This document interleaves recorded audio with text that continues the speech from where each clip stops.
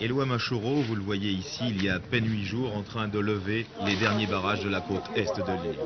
À 40 ans, il était le véritable patron sur le terrain du FLNKS, avec le titre de ministre de la Sécurité du gouvernement provisoire.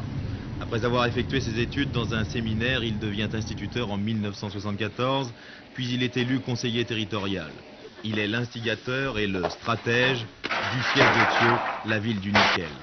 À 2 reprises, il s'était rendu en Libye, où il n'avait jamais rencontré le colonel Kadhafi, mais il avait appris sur place les différentes techniques de déstabilisation.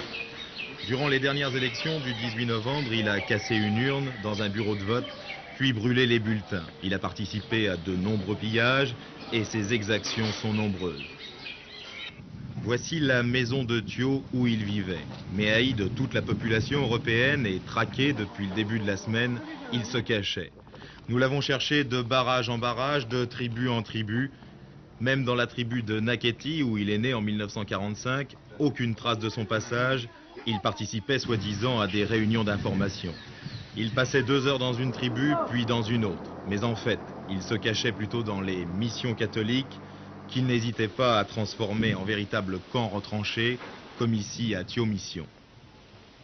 On nous a toujours prêché ici l'amour, la fraternité et puis tout le reste. Mais c'est pour que nous, Kanak, on reste tranquille, faut qu'on ne bouge pas.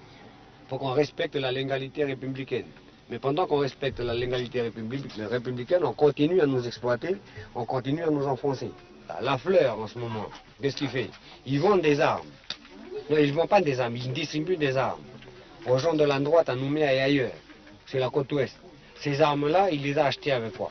Avec notre minerai de nickel, à nous, Kanak. Et ils achètent des armes là pour nous tuer, nous les Kanaks.